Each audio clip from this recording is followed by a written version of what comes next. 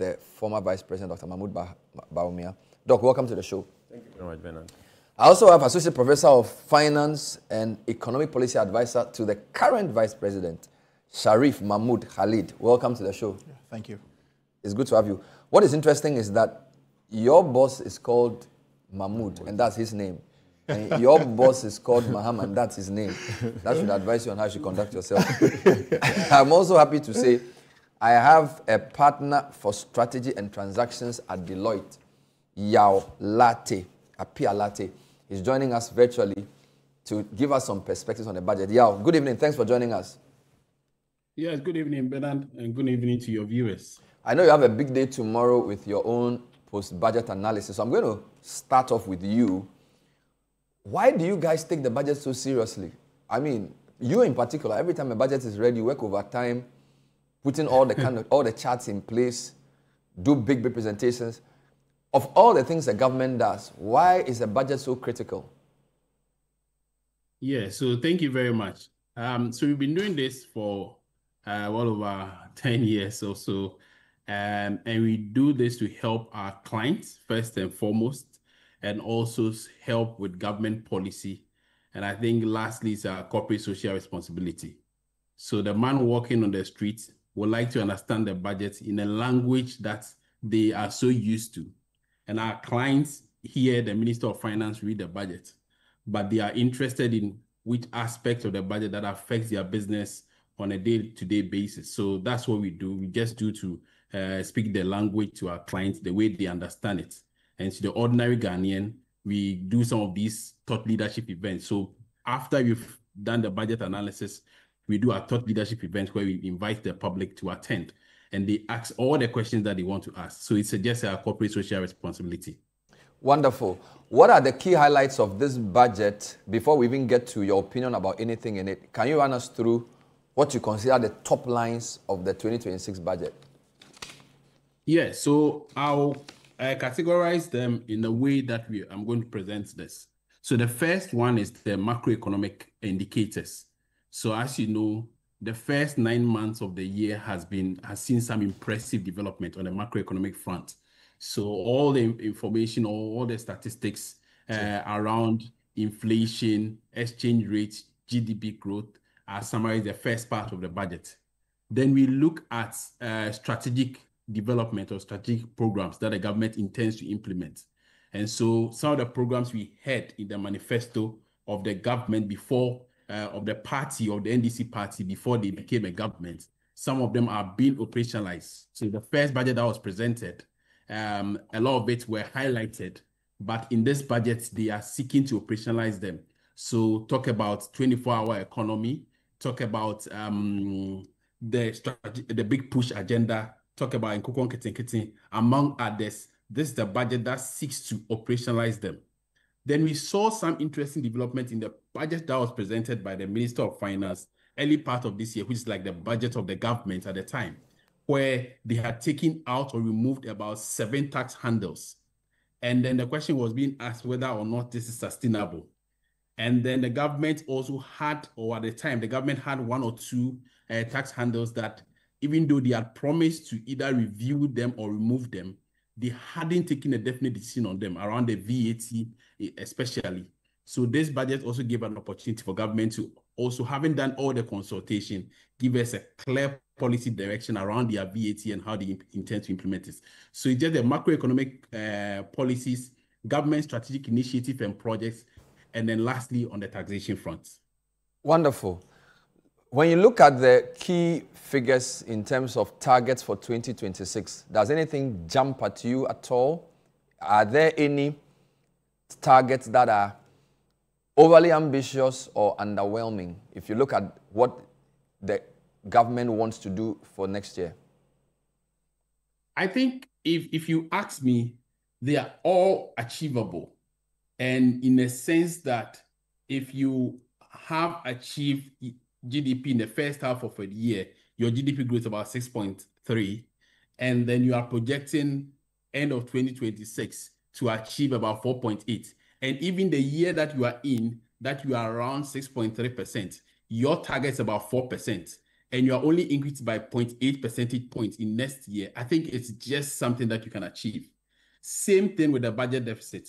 With strict governments going through this strict and scrutiny of expenditure, we expect that the budget deficit that they have projected, which is still under the 5% fiscal responsibility cap, they will still be able to achieve it, particularly with the headmaster in the room, the IMF being around. So I think a lot of the policy and target, and as well as inflation.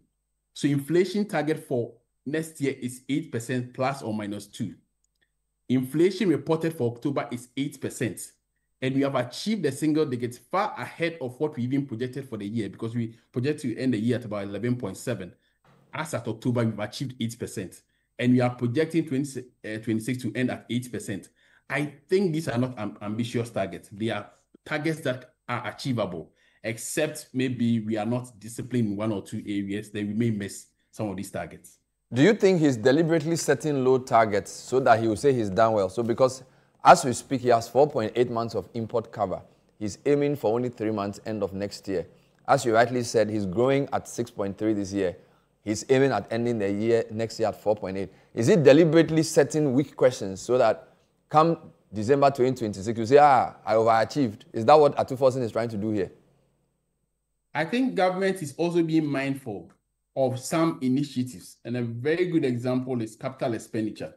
So when I go through the presentation, you realize that in terms of expenditure allocation, for the first time in about 5 or 6 years, capital expenditure has gone over and above the 13 percentage point mark. So capital expenditure in the last 5 or 6 years, capital expenditure between 11 to 13%. This time, government is projecting an ambitious amount of allocation of about 19%, approximately 20% to capital expenditure. What that means is that government is likely to spend a lot more in 2026. The risk that will lead to increased activity and increased productivity, and also may affect some aspect of the economy, including inflation and maybe demand for forex, etc., is there. So government is not just setting targets that it may not be able to achieve. It's also being mindful of the fact that this time, because they are being accused of not spending, they are going in big and they are going to spend a lot more. And based on that, they know that if they are not disciplined in 1 or 2 areas and do not set certain targets right, it will just be ambitious, because you can't spend on one hand and expect to achieve inflation or achieve certain parameters on the other hand. So they are just being mindful. But I feel that they could have set some aggressive targets as opposed to what we are seeing here, because I think they are moderate as opposed to being aggressive. So let's pause on the targets and the macro performance, take comments from the studio, and I'll come back to you on some policy initiatives. So, Professor Khalid, when I looked at the targets as put out there, they seem very achievable. And as Yao is saying, it seems as if Atu is trying to manage expectations, because he's growing at 6.3, yet he's saying next year he'll grow at 4.8. Yeah. Meanwhile, he's telling us he's going to do economic growth stimulating policies like the big push and stuff like this. It's a bit funny. Yeah. And also he's having inflation of 8% already, and he says he's going to maintain it at 8. Yeah. He has almost 5 months of import cover. He's aiming at only 3. So you look at it and you wonder whether he's deliberately sort of, So what are your thoughts on that for your starters in the studio? Well, Bernard, thank you very much, and happy to be here with you again, and thanks to your good evening to your cherished listeners out there. What Minister Forsen is basically trying to do is what I call, to sum it in one word, is prudence. Prudence is what he's doing, pure and simple. We're trying to spare the numbers, but to have a real achievement of what could reflect on the pockets and lives of the people, what would attract investors. And the biggest sweetener for any investor, be it the local or international market, is prudence. And having come from the heels of an overheated economy, where we're yet to even cool off before we could turn a corner, and we are at the stabilization stages or cooling off stages, prudence is the watchword. And that's exactly what he's doing. So he says, look, if somebody sits out in Denver and looking at the Ghanaian economy and want to invest, what is growth rate looking at? How is it maintained? What are the stability levels? That we have not seen in the last probably 4 to 5 years of the economy. So if he's coming in the first 1 year in his stabilization scheme, he tries to say, okay, well, this is what I want to do, even though I'm at 8%. Mind you, he's met all the ECOWAS metrics in terms of import cover, right? The metric is pegged at 4. He's doing 4 plus, I think 4.3. He's doing 4.8, which is commendable. But he's saying that, look, this is my target for the following year. In terms of inflation, I'm at 8%, but this is what I want to be at, which is, again, a prudent measure. So all what he's trying to indicate is that I'm at that level of stability that invites you to really have real confidence in the economy. And you see, as part of the prudence measure, and in also re-injecting what I call an evaporated confidence in the infrastructure sector. For example, go to a commercial bank today. I'm going to be as practical as possible, devoid of the numbers, just for the people listening to us in their various homes. When you go to a commercial bank today for a loan or a facility, as a contractor, back in the day, GOG projects was a cash cow. Today you go, they don't want to listen to you. So what it tells you is that the infrastructure sector has lost a certain level of confidence. So what big push and other big ticket items on the budget is doing is that it's re-injecting that confidence. Because at the end of the day, in my ex-life, when I used to advise other governments and agencies, what I tell is when a budget is read, follow the money. So if the investor community and the commercial banks, et cetera, are trying to follow the money, they see a reflection of it. Okay, big push, 30 billion has been allocated. Mind you, there's something we need to do, a comparative analysis of what happened in the previous budget. The allocation that was put in. You know, we had a whole brouhaha, this X amount of money that has been put to big push, that's woefully inadequate. We explained that this was going to be for preparation measures, among others. What has happened is that that allocation, majority of it is still existing in terms of spending. So it tells you a certain level of prudence.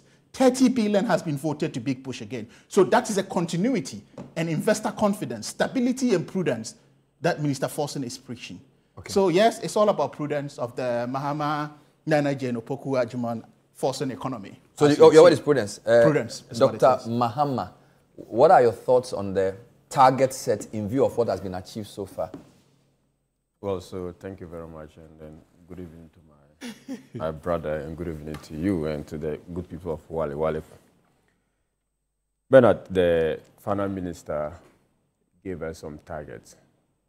Those targets would have to be informed by what the finance minister was able to do in 2025. If the finance minister set certain targets in 2025, including expenditure allocation, and missed more than 50% of those particular targets, the finance minister setting a new target in 2026 would give me questions as to whether or not, irrespective of how realistic those figures may seem, whether they are achievable. Otherwise, unless of course the finance minister is explaining to me that in 2025, those figures that were, those targets that were set were not realistic, and that he's being realistic. One of the targets that I think that the finance minister will labor to achieve is the revenue target.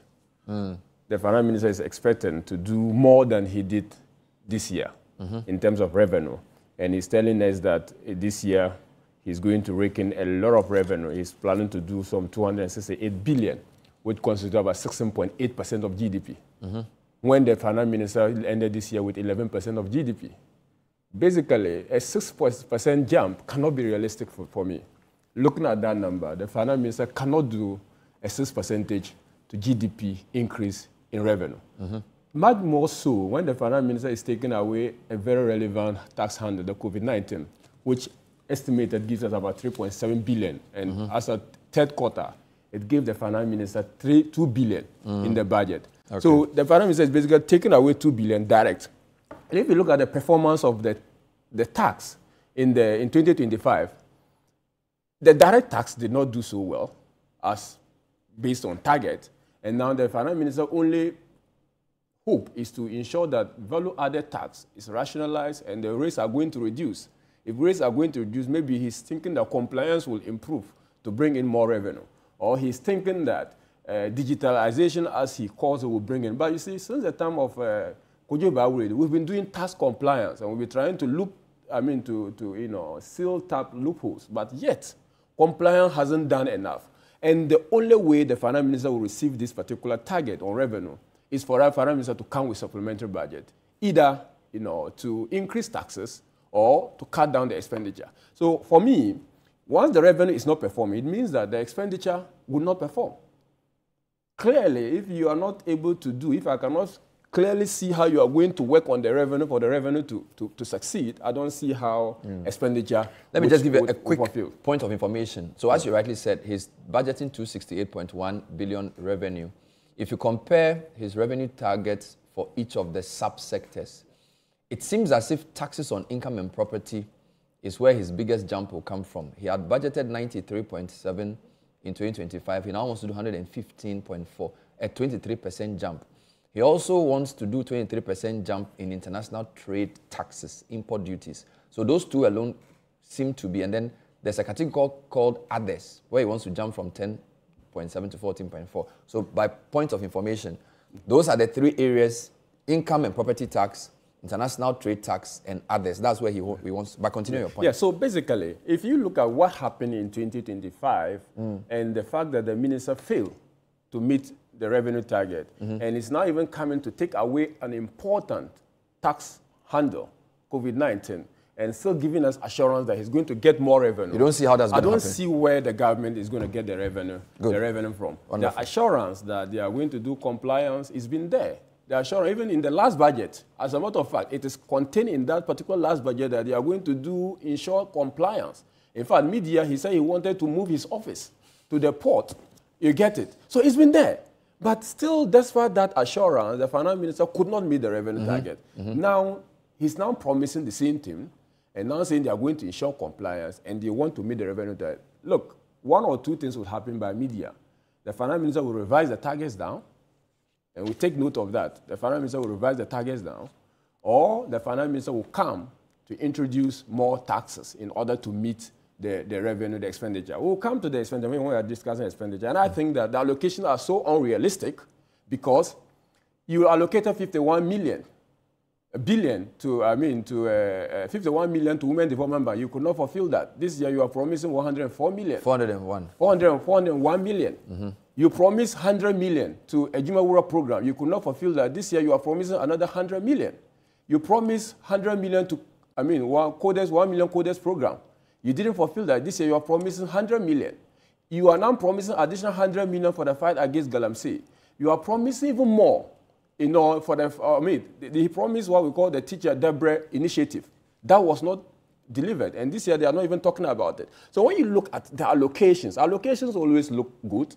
You'll be happy when you make the allocation. But when you look at the implementation, the actual execution, you realize that almost all the key flagship programs, the government has actually failed to meet the allocation target. And the worst of it is also the fact that the government seems to know where the mouth is, but it doesn't know where the pocket is. Basically, consumption has increased.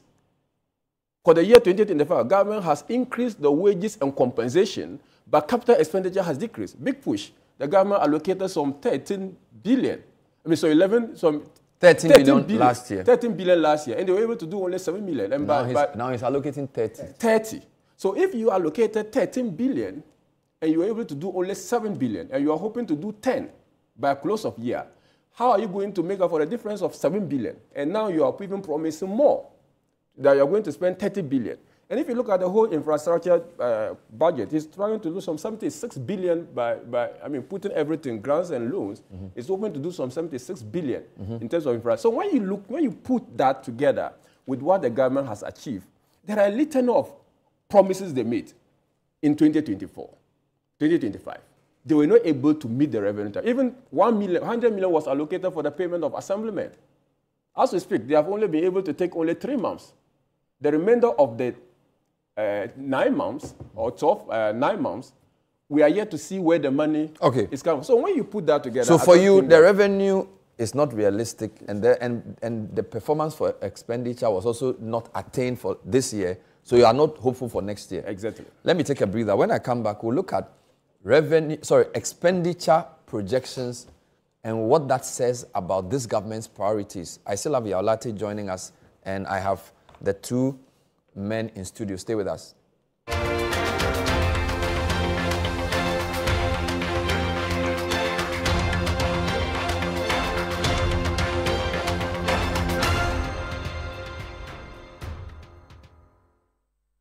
No matter where we wander, Africa always calls us home.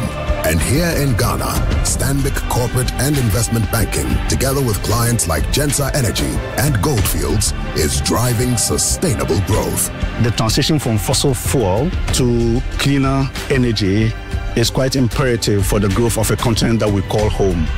We want to contribute to delivering affordable gas for industrialization in Africa. Stanbic is a bank that is focused on impacting lives, and Gensa has the same vision and mission. Having a reliable source of power has helped our business and our operations in a significant way. At Stanbic Bank, we bring businesses together, empower communities, and invest in the next generation. Stanbic Corporate and Investment Banking, driving growth, creating impact.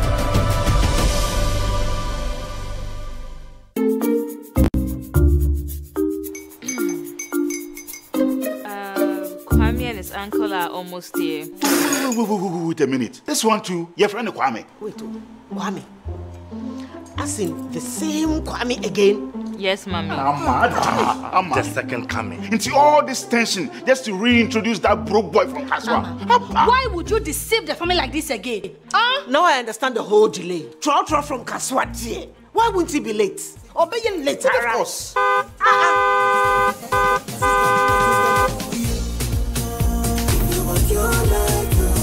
Star 712 hash, star 712 hash.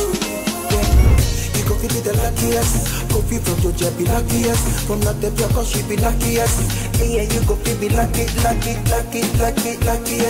No matter why you're lucky. Everybody go be that luckiest.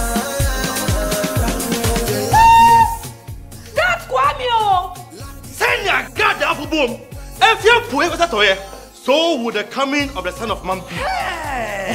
Is that his car? Dial star 712 hash. Choose your ticket. Enter your lucky number. Follow the prompts and let destiny handle the rest. This promotion is regulated by the NLA on the Caritas platform.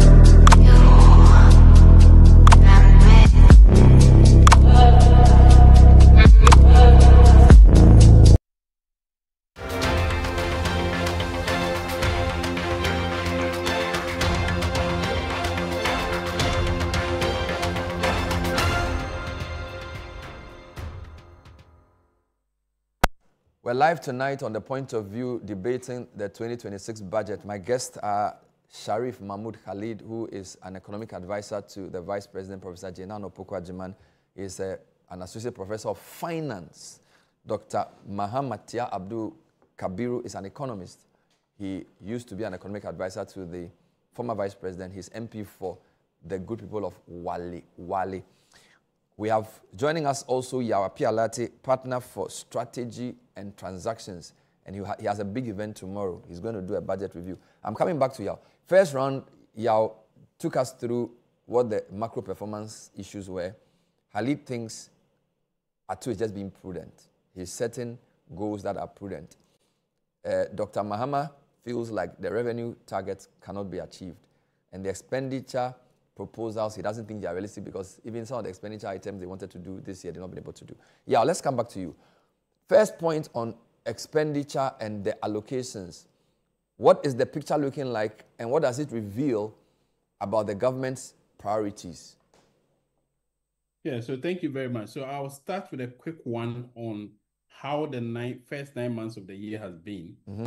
So if you look at expenditure pattern, there was an underspend of roughly 6.7%. Mm-hmm. And a significant underspend cut across all the expenditure handles. First is interest payment, underspend of 7.8%. Grants and subsidies 17.3%. Social benefits remain flat. And capital expenditure, there was an underspend of 36.9%. And then lastly, use of goods and services, an underspend of 10.7%.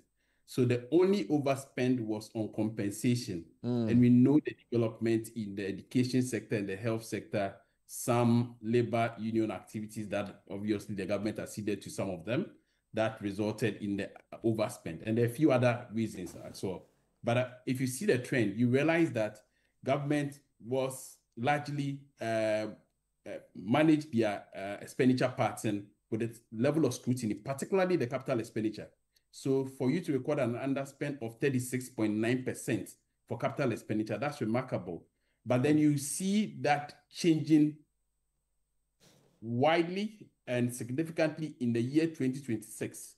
So in the year 2026, if you see the expenditure allocation, it starts from compensation of employees at 30%, followed by grant and subsidies at 21%. And then capital expenditure, as I said before, at 19%. So an underspend of 36% in the previous year or in the current year, and we are projecting to spend so much and increasing that to 19%, and that's in values term about 57.5 billion on capital expenditure.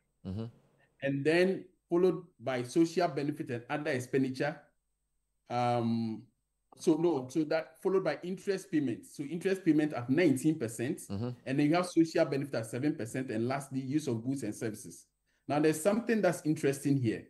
So prior to the DDEP, that's our debt restructuring, our interest payment rose to as high as 28%.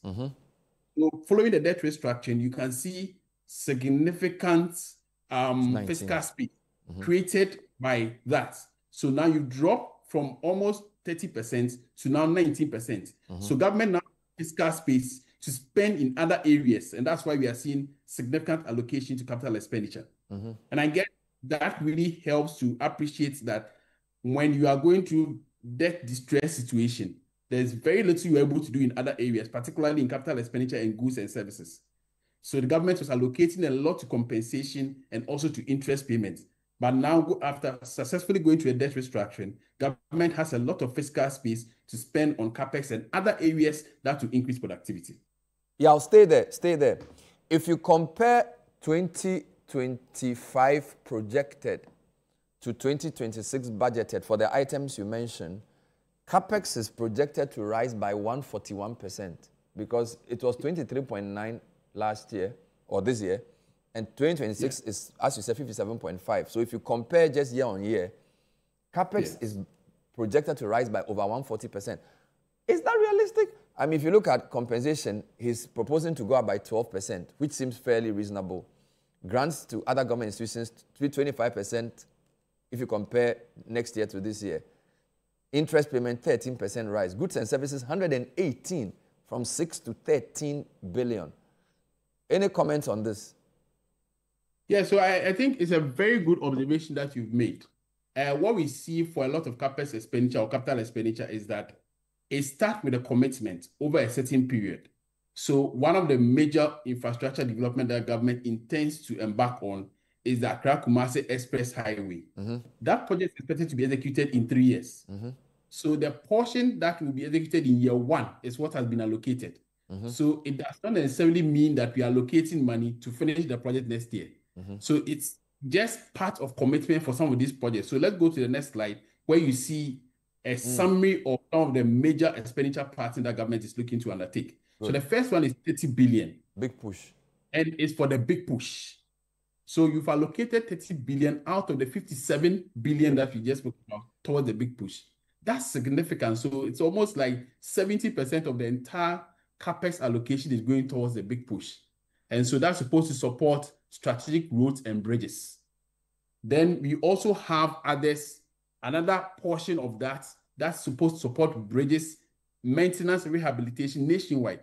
That's about 5 billion, 4.45 billion. Yeah. Then you have the rural electrification, electricity acceleration activity or initiative, which is supposed to be funded at about 2 billion. And then we have others, water and sanitation projects, agriculture enclave program, digital infrastructure, and rural telephony. If you put all of them together, it's roughly about 1.5 billion or roughly 2 billion. So significant expenditure pattern is going towards the big push. Now, there are two observations there. So the first one is, how do we fund this? A lot of it are supposed to come from the ABFA. So government is supposed to drive their revenue projections to be able to fund some of these programs. Because what happens is that we start with some of these initiatives, as ambitious as they are, if we don't get the funding right, we start and get stuck in the middle. So that's the first one, that the funding must be right. And also, secondly, we should have a way to operationalize the projects that we implement. So first is, I like the fact that it's instructive that government is seeking to establish a department that's responsible for value for money. So we should not just implement projects or spend money because we have money to spend. We should spend money on things that are adding value to the GDP. Because what it means is that if you put some of these expenditure patterns in capital expenditure, your debt to GDP ratio goes down because the value of your GDP increases. So even if you are borrowing to fund these projects, your debt GDP remains flat or reduces. So if we do not implement some of these projects and we divert or remove some of the monies as big as you are seeing them here, a lot of them go to recurrent expenditure and not to the capex that we have allocated to. So are you saying that allocating to big push, which is capital expenditure, because of its GDP enhancing capabilities, is actually a good thing to do? It's a good thing even if we finance with debt, because what it means is that your GDP value will increase, and even if your debt increases, your debt GDP ratio will remain flat or even reduce. So don't borrow to pay salaries, but you can borrow to build roads. That's what you're saying? To build roads. Yes, that's it. And other capital expenditure. And there are a few... But hold on there. Is he not overemphasizing infrastructure against things like agriculture and social spending? Because agric also employs a lot of people, right? And his agric enclave is less than $1 billion, 828, right? So, I mean, roads are great and everything, but is there not a room for more balance here? Because this is like 70% roads, okay? So, I mean, is roads as labor intensive? Because don't forget that the goal of economic activity is also employment. And if you're allocating 70% of your capex into just roads, are you not potentially sacrificing jobs, or you're convinced that expenditure on roads is job creating? Yeah, so I think it's a yes and no. So yes, likely because some of the projects that we have, particularly, let's say, Cocoa roads, you have Accra Kumasi Express Highway. It's actually an intercorridor project. So you are supporting business activity, not only for Ghanaians, but even for landlocked countries. So we are going to have like double or triple benefits when you put money in expenditure. The other thing is that there's also some significant allocation to social benefits. So some of the projects that government intends to run, like in Nkiti, among others, we think that those initiatives are good, but they should be driven by the department or institutions that are known to implement those projects. So as ambitious as they are, we've seen a lot of initiatives. So over the weekend, I'm making a point that start from President Kufuor's era. He had all these special initiatives, cassava starch initiatives, same thing, followed by President Mills, President Mahama. We've had all of these initiatives, one district, one factory, among others. Today, where are all these projects? It's because when we start these projects, we start them as special initiatives, and they die with the government that introduces them. All right. Thank you. Professor Khalid, my concern is that there seems to be a major expectation on infrastructure. Yeah. And from what he's put out there, 30 billion for big push. We are happy to have the roads. Yeah. But aren't you concerned about some lack of balance? Well, I think there's a balance here, if you ask me. Because what have we been facing? You realize that we have a history where we felt that, okay, we have perishable commodities, or we even have quasi-processed commodities that struggled from the hinterlands to reach the mainlands for export or to the markets. One of the initiatives bed was cocoa roads. we all saw the improvement in that sector. So what's happening is that if we're having an isolation to say we're not even doing anything in agriculture, that's where we would have a cry. But here's what is happening. This is an allocation to agriculture. Agriculture takes a bit of time. It's seasonal, right? Can we get these roads pumped up to have the real connection, by which time we have the growth poles from what we call the farmer centers? Remember that this is a design initiative, right, which has different components. When we talk about a farmer center, it has a combination of different activities that cuts across the entire value chain of the farming system. And that's what this aims to do. So there's a growth from the commercial hinterlands in farming activities that grows to meet the infrastructure in terms of roads, bridges, et cetera, that needs to connect to it. But I think my brother Kabiru made some points that I have to have. On revenue. On revenue, that I need to have a bit of rebuttal to. I saw the comparison, which is easier for him to make a comparison to GDP. But if you look at this, in terms of total revenue in 2025, we're talking about 226.5, right? At a projection of, in 2026, 268.1. Then a change in that would give us 4.6. Now, that is total revenue. In terms of tax revenue, we are talking 181.6. 2026, 268.1 with a change of 86.5. So this, in absolute terms, what does it tell us? I'm going to be contextualized here in terms of the dealings we're looking at. He's talking about whether we can meet the targets or not. In their budget of 2021, they had a revenue target of 53.7 billion, right? They outran it to 55.1 billion, owing to what? ICOMs, right? So if Minister Forson is saying that I can have growth, if you can do it in 2020 amidst massive borrowing, right? We are doing it, right, with a GDP growth of, from 4 in 2025 to 4.8 in 2026 with a change of 0 or 0.08%. We are doing it with an inflation of 11.90 in 2025 compared to 8%. You were doing it with an overheated economy. Why can't we do it with the prudence within which we are existing in that space? So I don't know where Kabiru's doubts are coming from. Mind you also, when we talk about taking away COVID-19 levy, right, we're putting 17 point, if you compute it, we're putting 3.7 billion into the pockets of Ghanaians by taking that off, literally. Now, waking up it may go to companies. It may go to companies. The company may not pass it on to the consumer. Well, but the companies are owned by individuals. Yeah, but they don't exist in isolation. No problem. But we know that but it goes somewhere. If it goes into people's pockets, it's better. But it goes somewhere which serves as an incentive as well. If the company is incentivized, it's going to employ more people. You pay taxes very well. So there is a ripple effect to that. So in terms of that, we're talking about taking 21.9%, right? Reducing VAT to 20%. Again, this is reducing the cost of business by 5%. What else do you want? Now, within the compliance scheme of things, there's a lot more apart from technology, right? Punitive measures. How is that going to be used? Is that going to be reduced? But as you go, that's not even static. A government revises to say, okay, well, I'm not meeting XY revenue. What can I review to do this? It might not come in technology. It could come in different forms of tax motivation that brings or attracts something into the government kitty. So when we're talking about compliance, we're talking about real issues happening here. In terms of property tax, this is a very less explored area. And look how ambitious the budget is in trying to meet that.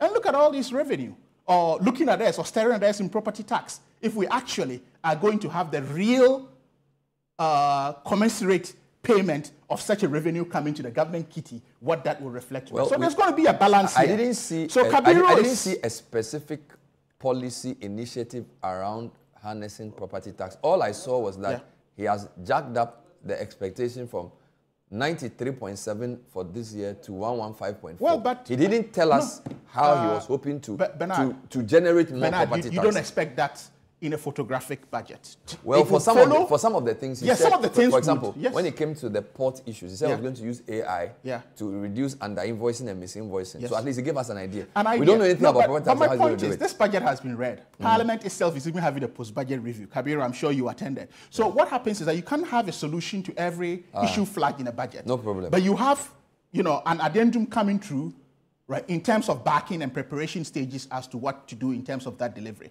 But the fundamental thing is that he's identified a less explored and untapped area, which is property, and is ambitious enough to go after it, right? And that in and of itself is something we need to look at. So for me, I think that that's very important, other than Kabiru trying to have a song and dance here. when you have the big push. Again, you talk about. I thought we should. But he made a point about you budgeted 13 billion for big push this year. Yes. You at the time of this budget, I think about 7 or. What was he expecting us to spend the rest of the money on when we were in preparation stages? No, Songs have been cut now. Right? No contractor has read an interim certificate whatsoever has not been paid. Even awards of contracts were not done at the time. So what the allocation, when they made noise around that time, it was for preparation stages. So you should even be asking that, oh, how come Minister Forson and his team were able to spend X amount when they budgeted X for preparation? Some prudence might have happened somewhere. So rather than look at it. You are sure that before the year will end, the 13 would have been spent? Well, it must not necessarily mean that the 13 would have been spent. But what it's saying is that invariably, this is telling us is that part of the 13, at least 10, yes, still exists, and could be plowed back into something else or rolled over into something else. He talks about the Women's Development Bank as though the money allocated has not been put in a separate account waiting to be used for its intended purpose. So when he goes like saying, oh, you can't fulfill this or you haven't fulfilled this, that doesn't reflect the real intention of the budget. We're talking about disbursement. We're talking about allocations, which have all happened. So I think that the song and dance here might be done contextually and in tandem with the reality and reflection of what the budget has done. I see. Kabir, I'm a bit confused about some of the points because he said his boss, of course, the finance minister, is being prudent. That was his first round. Yeah. You think he's being too ambitious in his revenue target? I find that quite interesting.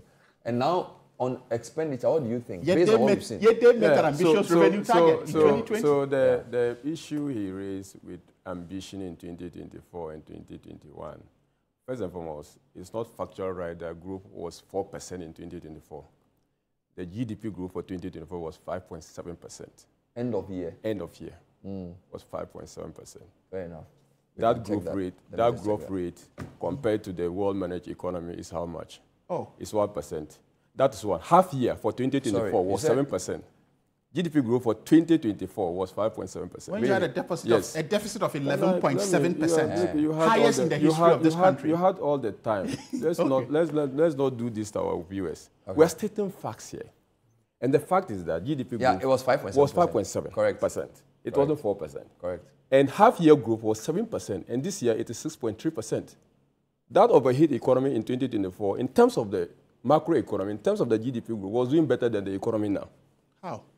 The figures, you said half-year was... Half-year was 7%. GDP growth for 5 years. 5 year was 5.7. And I'm saying that this budget...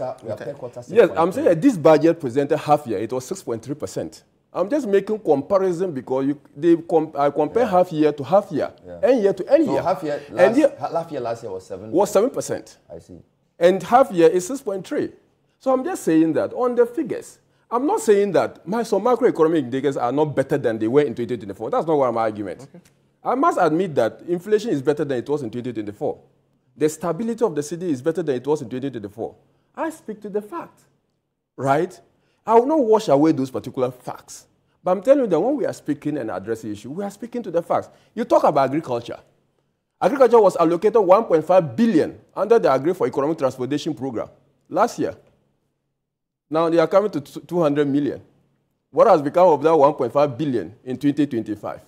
So you see, when I see those discrepancies, I have every reason to be concerned that maybe the budget is just interested in promising people and letting people be happy that they have allocated this to this, they have allocated, and people are sharing over it. But I will go to the implementation, and I'll ask myself whether or not they are realistic. He said prudent.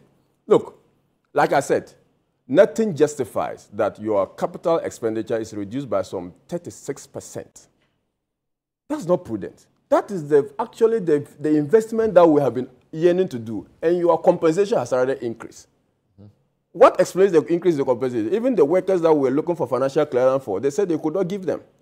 So you cannot convince me, a rational person, an economist, that you are increasing compensation expenditure and you are cutting down on capital and say that that is prudent. That's not prudent. You cannot convince me that the workers, you are increasing their compensation. The goods and services they are supposed to use to work, you are cutting it down, but you are increasing their salary. I mean, or you are employing more people. The fact that we society have gone up doesn't necessarily mean no. Just mean that government came in. The allocation could be more because the government came in. more people. The government came in. No, the government came in with a budget of 2025. Signal how many people they are going to employ and the salary. So you cannot tell me that all of a sudden there is you decided to employ people when you did not plan for them. No, I'm saying that if the expenditure on compensation goes up, it could mean either you are paying the same people more or you are employing more people. And I'm saying that the government came in 2025 with a budget of how many people they were going to recruit and the salary. And that reflected in the 2025 budget. So to find that budget be more than it was budgeted means that it's either allowances that have been increased for those people or they are paying them more than they budgeted. Or maybe organized labor. Organized labor, we are all in this country. Organized labor was asked to sacrifice. And they were given 10% base pay increase. It was factored into the budget. So that expenditure overrun on the compensation, what does it signal to you? It signals that maybe probably the ADC's allowances that they have increased without recourse to probably the discussion, because DCs who were taking some 5,000 are now taking over 30,000. That probably explains it. For 2025. 2025. Is that correct? That probably explains it. Let's establish that figure of the 5,000. I am telling you that. Let's verify it from your production team. Yeah, so they can verify that. They can verify that. I don't have issue with that. So that can be done. So you see, and you again mentioned an important point, property tax. You cannot tell me you want to increase a certain revenue without giving me an indication how you want to fulfill that. And he says that, every bit of it you cannot expect to have photographic view of everything in the budget. Why did the minister tell us that he wants to increase duty? And he's telling us how he's going to increase. As a matter of fact, I'm coming from a discussion on the measures he wants to improve on the tax.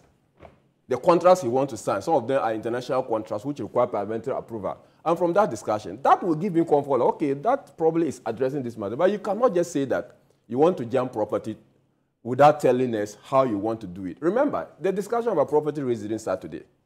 It did not start today. We have done this particular analysis. There was even an implementation team. It didn't kickstart because of certain challenges. Differences between the local government and the GRA and central government. Those differences are there. Is it going to activate that system? We need to know. Okay, but just to clear, each assembly member is receiving 1,300 cedis as their monthly allowance. Exactly. And with the current release, each assembly member was entitled to 2,600 Ghana cedis. That's for 3 months. 2 months. Yes, 3 months. It's 1,300. Yes, so it's for 2 months. So that means that about even 10 months, in fact, we are actually in the 10th month. So let's say about 8 months haven't been paid. You get it? So that is the nature of the expenditure. Well, so for me, I don't see it as one thing. We must admit the government revenue is not performing. And once your revenue is not performing, you must begin to cut down your expenditure. And when you are cutting down expenditure, it doesn't show prudence. Unless, of course, you are saying that you are not prudent in budgeting. You get it? If you are prudent in budgeting, then it means that everything you have stated in your budget is something that will help your economy to grow. Okay. Now that you are coming back to cut on those particular expenditures, it means that you actually put irrelevant, superfluous, or frivolous things in the budget. And now you are now realizing, I don't think that's why the government is not spending. I think the government has not met the revenue target. Half year, the government came. Look, and I'm even more skeptical about the revenue target because in half year, they introduced D-levy, Dumsor levy. They increased group and sustainability levy. They actually imposed new taxes, even in 2025. But this year, they are not imposing any new tax per their own statement. Contrary to, they are actually removing the COVID-19 levy. When you impose taxes and you still fail to meet your revenue target, now you are telling me that I'm not going to increase any tax. I'm actually taking away another tax. Okay. But wanting me to believe that it is not fiscal prudent. Let me take a short breather. Yeah. When I come back, I'll continue with the discussion. I have more coming up. I'm going to look at tax proposals. This is the point of view. We're looking at the 2026 budget. My guests in studio and Yawapi Alate also joining us virtually. Stay with us.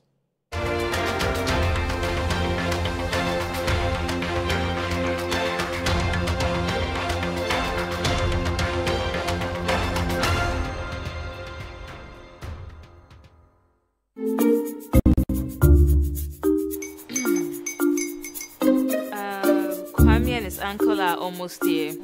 Wait a minute. This one too, your friend Kwame. Wait, Kwame. As in the same Kwame again? Yes, mommy. I'm the second coming. Into all this tension just to reintroduce that broke boy from Kaswa. Why would you deceive the family like this again? Now I understand the whole delay. Troll from Kaswa. Why wouldn't he be late? Or be late, of course.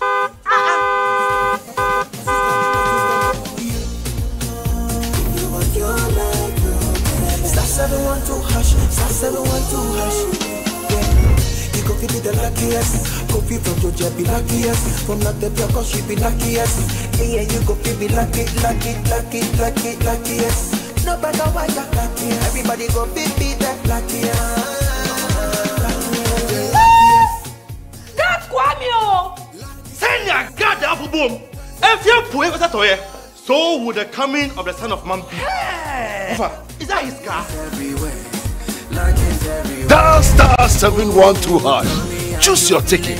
Enter your lucky number. Follow the prompts and let destiny handle the rest. This promotion is regulated by the NLA on the Caritas platform.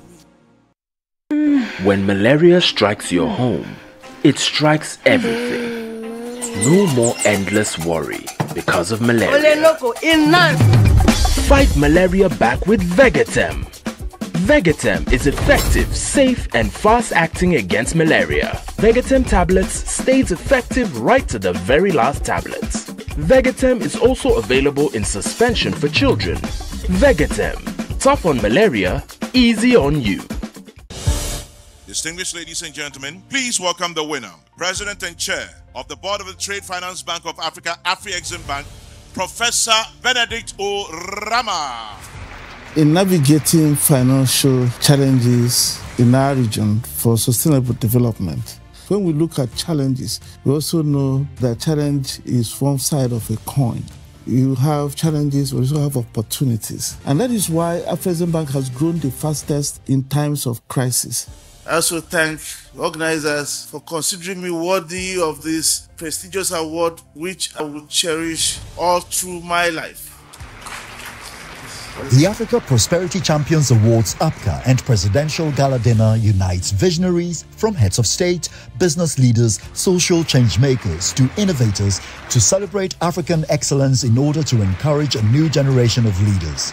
More than an awards ceremony, this event declares that Africa's narrative is one of triumph and prosperity. We celebrate a new story where African solutions guide us forward. Each honor exemplifies the vast potential of our continent.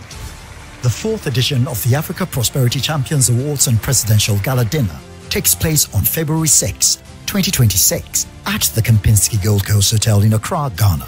To attend, you may contact +233 536 098325 or send an email to protocol@africaprosperity.network. You may also visit africaprosperitynetwork.com for your tickets now.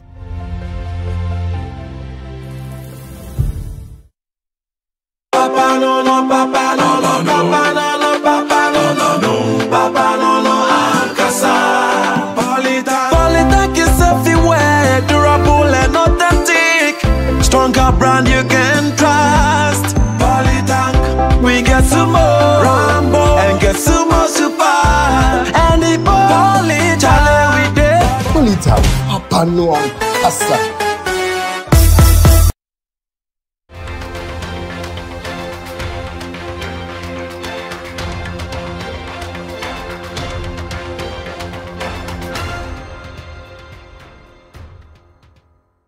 We're live here on the Point of View tonight. We're looking at the 2026 budget, assessing the targets and what they point to the priorities of government. In studio, Sharif Mahmoud Halid, an economic advisor to the Vice President. He is also a professor of finance. Dr. Mahamatia Abdul Kabiru is the MP for Waliwali. He's an economist.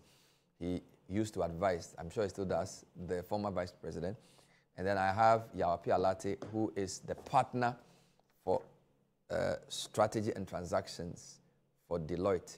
Yeah, I'm going to give you the chance to talk to me about some tax measures, what they mean for the economy, and I'll also take some recommendations from you. What are the key tax measures and what is your assessment of same?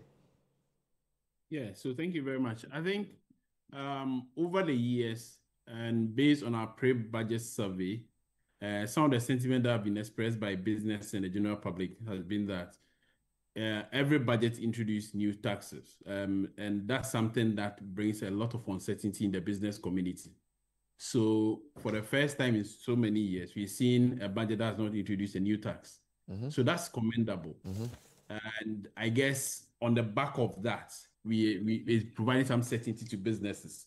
So what we have said when some of the tax handles were removed the appeals budget, that how is government going to plug that gap that is created? And so there were lingering issues around VAT. So there's some clarity now. So the first one is that the COVID-19 levy of 1% has been repealed or is going to be removed, because you know that levy had a sunset clause. We shouldn't be charging COVID levy when there's no COVID. So the sunset clause has passed, yet we are still levying or excising that levy. And the second one is a reduction of the effective VAT rate from 21.9% to now 20%. So you know that effectively our value-added tax is around 21.9%. Part of that 21.9% is not claimable, like you cannot claim it. But now government has introduced a situation where you can claim or non-deductible. So there are VAT that you can deduct. Previously, what a lot of business were doing was that if I am not able to deduct that portion of the VAT, I'll pass on to consumers. So it reduced the pass-through effect. So apart from the reduction in the VAT rate, there's also the non-deductibility factor which has been addressed. But the challenge is, across sub-Saharan Africa, VAT is between 12.5% to 15%. So yes, we have seen some reduction, but I think the reduction compared to our peers, we could have done better. Operating a VAT at 15%, when you go to Sierra Leone and other places, they call it GST. So the sales tax, they call it. It's between 12.5%, others 15%. Ghana at 20% is still too high. Then increments in the VAT registration rate. I think that's the second point I will mention, or the last point I'll mention here. You know, previously when we set the threshold, we said if you have business and your sales around 200,000, you register for VAT. It's too low. Over time, if at the time we set at 200,000, it was the equivalent of $50,000 if you're using a uniform currency. Today, that 200,000 is the equivalent of $20,000. So what it means is that we are still roping in businesses that are micro and small businesses. They do not have that money to be excising VAT and be doing the administrative cost. So if you increase the threshold from currently 200,000 to 750,000, then you are moving it to medium and large scale businesses who have the funds to run through or manage the administrative cost of excising or managing that VAT. So that's a very good thing. And I guess these are some of the conversations that we can have going forward. One thing... Quick point. What does the decoupling of the... What does the abolishment of the decoupling of Get Fund and NHR levy mean? Because I think that's significantly different from the COVID one, right? Yes. Does it also reduce how much tax we pay? Yeah. So it will not reduce it. What it means is that you will still pay your VAT, you still pay your Get Fund and NHIL levy. But previously, what the government said was that it is non-deductible. So let's put it simply. Today, if this law is enacted, your VAT or your VAT is at 20%. Your NHIL plus Get Fund levy as 5%. So if the VAT is at, let's say, 15%, your NHIL and then COVID and then NHIL and Get Fund levy takes you to 20%. Now that 5%, previously the government was saying you cannot claim it through your input and output VAT calculation. What it meant was that it's a cost to you as a business owner. So you end up passing it to the consumer. Now, government is saying that whole amount, that 20%, is a VAT. You can claim it. So if you have paid another 20%, and then you have also charged someone 20%, you can net the two off. So if you have paid off 20% as VAT, and you have also charged somebody, if you have paid $100 at VAT, and you have also charged $200 at VAT or 200 Ghana cedis at VAT, you can net up the two, and then the net of 100 is what you are supposed to account for. Previously, that portion of get fund and NHIL levies were not deductible. So it means there is a cost or an expense to a business. I see. So when you took the tax measures overall, would you say they are positive for the economy or negative? I think it's positive largely. One, because it provides certainty, which is one of the basic cardinal principles of taxation.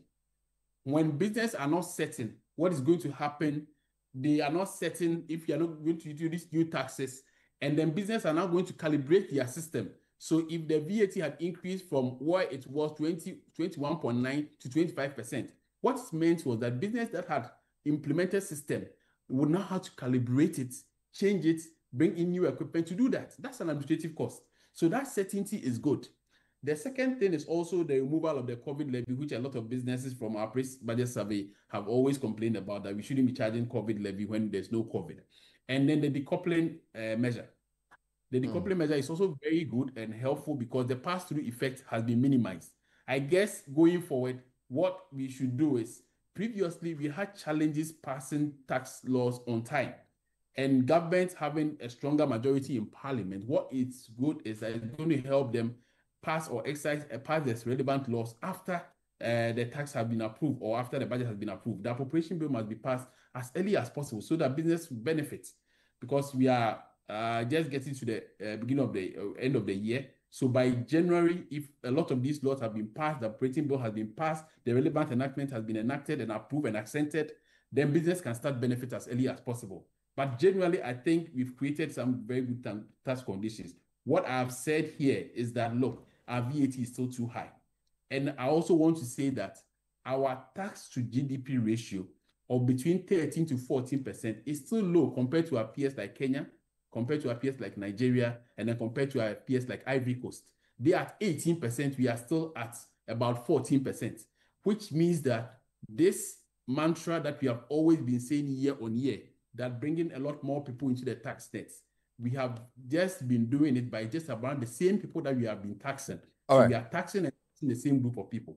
My last question, the budget seems to be trying to do two things. The minister says he wants to continue maintaining macro stability, and yet still he wants to grow. Those things can be in tension. Do you think there's enough information in the budget to show that he's resolved that he will still maintain the macro stability and still stimulate growth?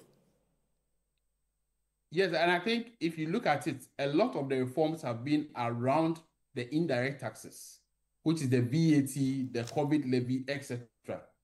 That is something that if you don't manage well, they become counterproductive. So if you are introducing new taxes that are indirect taxes, they become counterproductive, because what you are doing is businesses or the cost of doing business increase. And if the cost of doing business increases, there's no growth, there's not economic activity, and then inflation increases and it becomes counterproductive. So this is a tax that you are managing to address not only the fiscal side, it's also going to help you manage the monetary side, because the decoupling that we've just mentioned helps you manage inflation, because businesses are not going to pass through the cost of the GET fund and the NHIL levies. Previously, because you could not deduct it, it's a cost to the business. He will pass it on to the consumer. But in this case, if you can deduct it and you can account for it as VAT, the business will have an incentive to reduce their costs, because that VAT component has also been reduced. Thank you, Yao. Tomorrow, I wish you good luck in the Deloitte Economic Dialogue on the budget on the theme Charting Ghana's Economic Path, Policies, Progress, and Opportunities. I know you'll be moderating. I moderated one today, so I wish you good luck. Thank you for your insights. We appreciate your time. Thank you, and we invite all to attend as well. Thank you. Wonderful. Let's come back in studio. Prof, let's do your rebuttals and then come to tax. When we're talking even about projected revenue and revenue generation, the fixation should just not be on taxation. Yes, expected tax is one component of it. There are several components. We have expected growth in and of itself, which is a source of revenue, and expected grants and non-tax. So these are all expected forms of revenues if we look at it. But now, my point is, Bernard, as we speak today, you and I, we talk about where we had a deficit of 11.7%, right, versus a projection of 11.4% on a revised target in 2020 to 2021. That's the highest ever in the history of this country, as you would see combined. Right. Right? And we try to look at these things as though there's a merry-go-round here. In any case, today or tomorrow, if an investor opens or flips opens a Financial Times page or that of the routers, whatsoever, what are they going to see? Positive growth and outlook, stability, certainty. And this is what this budget tends to do. Right? And for any economist or prudent economic manager of the economy who has inherited what we inherited, this is how to go about it, trying to have a real balance of what it is. And this is what the data speaks to. So the fixation and cherry picking of what it is and compared to GDP is not what we're looking at. What are the absolute values? What's the government bringing in terms of data points and macroeconomic stability? And that's exactly what we are anchored on in all of this. And you look at the deliverables, they are there, bringing inflation from a 50%, which was touted as all-time worst globally, to a single digit. And we still want to cherry pick one item to belabor as far as a full national budget is concerned. Sorry, I don't think that the good people of Ghana deserve this. Right, so let's have a comprehensive, prudent engagement on what we are doing rather than the cherry picking of what it is and what is not. I'll come back to you on the issue of stability versus growth. I think that's the real question for the budget. Quick thoughts from you, Kabiru. Yeah, so it's unfortunate that my friend is still living in the past. We are having a budget to discuss, 2025, 2026. It's okay to make reference to the past, what performance has been done by the previous government. It's okay. It's very well and good, especially to justify that you are doing well. But when in attempt to do that, you need to be candid to the group of Ghana. Inflation was not brought from 54% by you to 8%. It was not done that. But when you present it that way, inflation was not brought from 50% by you to 8%. It was around 20. Exactly. No, but I told you, I didn't say we brought it from 50. No. We are communicating. I said it was. No. You have to have 50% all-time Can worst. we continue? And today you is said this. that there's this fixation. Why are you trying to hide under the cover of that? There's this fixation on percentage to GDP, and then we should look at absolute values. I'm surprised my brother is asking me, how can we compare when you are looking at absolute values? I mean, it's an academic. How do you want me, an academic discourse, you are saying I should look at absolute values? It is called breaking down, Kabir. If you don't understand absolute value, it's called breaking down. And again, it stated not that. hiding under the cover of percentages. That we should look at expected growth. That's what academics do. Growth is going to come, and the revenue is going to. But in their own project, if you read budget, growth is supposed to normalize. It's not growing further in 2026. If you read the budget, this year growth is going to be better than 2026 from their own budget. That's the projection. That is the projection. That is the point. The budget is projection. And what's wrong with that? I'm saying that your argument is that you are going to get more revenue from growth. No, and I'm indicating the different components of where revenue comes from. When you say the, when you don't put words in my mouth, this, you make the program so. No, but if you put words in my mouth, you're miseducating. I think you should just relax. There are things you say I disagree. There are things you say I know them down, and I use my time to rebut. Go ahead. Okay, so take it easy. Expected growth is not going to give you any revenue better than it has given you this year, because growth is not going to increase more than it had this year. I see. From your own budget. So there is no any fixation. I'm only talking to your budget, what your budget stays. And I'm saying that from your own budget, you don't expect to grow more than you grew this year or you are growing this year. So therefore, from that particular angle, there's no clarity as to how you are going to get your revenue. You see, in the analysis, and I'm happy Lati was presented, there seems to be tax giveaway to the business people, which is good. For me, I will commend the government that we're rationalizing VAT. The effective rate is coming down. I would give the government thumbs up for that. But you see, the downside of it is that your revenue is going to be hugely affected. And that is the point that they are finding it difficult to accept. That once you are doing good thing, it's good, but there's a cost to it. Even inflation. We talk about the fact that inflation is 8%. I tell you that the cost of the inflation is that people don't have money in their pockets to do businesses or to even buy goods. That's why there's food glut. Those are the economic trace-off that you need to face. And as any economist, you know that whatever you are given, if you don't take time, there's something that you have to pay for. And that is the reality about how you manage economy. So for me, for the budget, it doesn't give realistic revenue measures. Two, based on what has been done in 2024, less than 50% of what they promised has been fulfilled in 2025. It doesn't give me hope that the more they have promised in 2026 will achieve. Again, this budget has given me some indication that they are going to create jobs, but of the jobs they are going to create, they are saying 800,000 jobs. About 490,000 of jobs is coming from construction workers. that does not give me sense of sustainable and decent jobs. That's not the kind of job the good people of Ghana are looking for. That of the 800,000 jobs you say you are going to create under the budget, 490,000 of those jobs are going to be coming from construction workers. Those are not sustainable, decent jobs that the good people of Ghana are looking for. This budget is giving me information as to the fact that they are trying to, bring in a lot of innovations in agriculture. And they mention what they are going to do. But when you promised me in 2025 that you are going to invest 1.5 billion in the Agri for Economic Transformation project, and you did not do that, and you are now coming to promise me 800, it means that we have to ask ourselves, what happened in 2025 such that the investment in agriculture all of a sudden has to be reduced from billions to millions? That is another source of concern for me. When I read your budget tells me that, look, you want to spend on, on teachers. But in the 2024 budget, you told me that you wanted to build 100 accommodation with a budget allocation of 100 million for Teachers Debris Initiative. I have not seen that. I have reason to be concerned that that is not going. I talk about women development. I talk about 1 million coders program. I talk about the fact that this budget actually promised 24-hour economy. And the 24-hour economy has not given me indication of how they want to do that in the budget and this allocation for it. So when I see that, in fact, what even worries me that this budget has allocated 209 million for rebasing the economy. 209 million? 209 million Ghana cedi to rebase the economy. So when I look at these numbers and I look at the allocation, I'm not interested in the fancy allocation. I have to go to the details and ask myself, why will you have to spend 209 billion to rebase an economy when that money you are struggling to even get money to do big push? So those are the concerns I have. And when I'm raising those concerns, that's like any Ghanaian. Even though I belong to the New Patriotic Party, and even who can be a minority of one person, I am a Ghanaian. And I have right to raise those issues.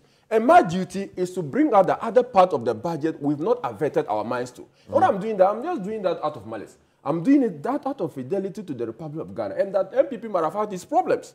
The MPP was not so of the best. Ghanaians had problems with us, right? But when there are problems also looking us on the face, you don't say because I belong to the MPP and because we have some challenges in the MPP time, I should not mention that. The fundamental question is raising is about, let's look at your performance this year. A lot of the things you said you would spend, you were not able to spend. So why should we believe you for next year? I think that's the main issue. No, but that shouldn't be an issue in terms of budgeting, Bernard. Why shouldn't it be? No, it's a blueprint. And that's what we say we'll do. They demand processes. But it's not erroneous and interesting to want a big ticket item, right, to be stuck to a policy such as 24-hour economy. I mean, it's quite interesting when we have economists expecting that there have to be a number to say that this is the allocation for 24-hour economy, when it has been explained to you the sort of policy it is. What numbers are you looking for 24-hour economy? When you know its implementation and what it's meant to do as far as PPP is concerned. In budgeting for it, they say secretariat and what is to be done. There's a number. So you see, can I get in? You talk about allowing people to speak. Information. It's okay. Right, and to add to your information and to educate you on it, it is for the secretariat. It is not for the implementation as you want to say 10 billion because they say it's a big ticket item. So please try to appreciate what the 24-hour economy policy is before you start demanding. That's what parliamentarians do in trying to have real fidelity to the people of Ghana. Right? You don't mislead, you don't miseducate. Right? And in doing this, what I mentioned about revenues, I didn't say growth, but if growth is being maintained, it's a good thing.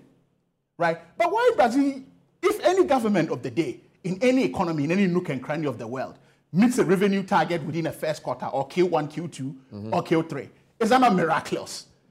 Right? It's a process. Right, and we're humble enough to sit back and say, look, what can we do? But I emphasize, which the partner at EY or Deloitte also did emphasize, we are saving in terms of COVID-19. Taking it away does not mean that we are losing something. You see, when you look at taxation, tax has a human behavioral element. Right, when you take off a nuisance tax, right, it rather has a way of growing itself back into the economy instead of creating a certain level of compliance and incentives that it allows for. Look, we said that we are putting, 3.7 billion into the pockets of people, which you argue could be businesses, but invariably it translates into that. In terms of cost of business, reducing it by 5%. These things has a way of drawing back revenue back into the economy in terms of compliance systems and what comes back and the savings that are being made and extra spendings that could come. So how could you say that we are not meeting revenue targets because of X, Y, Z? In terms of trying to also eliminate this, and this is what academics do, I was having a broader education of what revenue expectation could be And that's why I brought in expected growth. Okay. And if that expected growth is stable, in and of itself, it's healthy, right? And this is what academics do, right? So Bernard, for me, fundamental things I'm going to leave here is this. Show me an NDC budget, right, with an 11.7% deficit. You can't. But the MPP in 2021 budget showed one. The MPP added 44.9 billion debt in 1 year. No government in Ghana's history has done this. The MPP introduced more taxes in 2001 alone than the NDC did in the entire 2016 budget, if you look at it, right? So what are we talking about here? You look at also GDP terms. They left 7.61% of debt to GDP. What are we talking about? So if we are talking about these things and you want to cherry pick and say X, Y, Z is happening, right? Can't we even commend the government? Imagine out of the ashes of a domestic debt exchange program. We're doing all of these things. And people still want to cherry pick under the cover of fidelity to the state. We need a real definition of what fidelity to the state is. Just a quick point. And what parliamentarians owe their people. Some people feel the Accra-Kumasi Expressway is not necessarily a priority because there's already a road that could be expanded. Yeah. You're convinced that it's something the government should be doing? Well, Bernard, there's a certain character of national budgets. And I like to make jurisdictional comparisons sometimes to, as it may elucidate some of the issues that we face. In every budget, there's an ambitious project. Just as in Britain, when you see the HS2 project, which is a super railway that they have had for some time now looking at. I'm not saying it's the best of the best, but this is our ambitious project, right? When you have a super highway, right, in terms of what it can do in connectivity, as you would know, it is a major nodal point to most of the border cities up north, as you would see. So if we're going to create that sort of super highway, why not? It may be ambitious in and of itself, but trust that, again, as we said, we're looking at domestic borrowing to do this. I've always had that. We've done this before, and we can always do it under our government. Look at the airport, how it was funded. Terminal 3 is what I'm referring to, and how it's paying itself off. So we've done it before. We've been there. It is ambitious, we must admit, but it's good to have an ambition as a sweetener to every national budget. Let me take the last word. As I did compared to the HS2 Let me take the last word from Dr. Muhammad. Well, so I'll just stay to the issues raised. He said that 24-hour economy was budgeted for the Secretariat. But in their budget, paragraph 1132 states, Mr. Speaker, to unlock round-the-clock productivity, exports, and decent jobs under the 24-hour economy, we are providing an allocation of 110 million. If 210 million is for Secretariat, it's good for the group of Ghana to design that 110 million is for the Secretariat of 24-hour economy. Why I read this? It's not for Secretariat. Unless, of course, the good people of Ghana are okay that 110 million of the Ghanaian cedi is allocated for 24-hour economy Secretariat. The budget speaks for itself. I will not impugn. I think they said it will be private. I think we yes, said it will be private sector. This is why I said the programs and the economy will be private sector finance. So the financing is not for the allocation. programs. The allocation. No, the budget is clear. The allocation is for the operations. No, they are looking for implementing. This is clear, unless of course we are reading something different. So what does implementing mean? Implementing means implementing. So if you have a secretariat, your mandate is to implement. So it's 110 million for secretariat. I want to take your words. If you are saying 110 million is for secretariat, I'll take your words. Does the secretariat not implement? What is what's the function of the secretariat? Implementation by secretariat. No, so what is the implementation? Better they continue. And they're saying that we are providing an allocation of 110 million in 2026 for the implementation of 24-hour economy program. This will be leveraged with, GIF and DBG and private sector capital to keep financing largely. An investment. So it's an investment. It's an investment. When they say I don't know. Did they break it down? Let me break it down. I don't know. When they say an allocation to an implementing agency, what does it's it not mean? an agency, it's a program. No, when I say I don't know. It's not. It's a program. They are allocating. Implementing secretariat. No, they are not saying they are allocated to the secretarial agency. They are saying they are allocated to the program. But who disperse it? Who implement it? They are saying that we are allocating 110 million. But if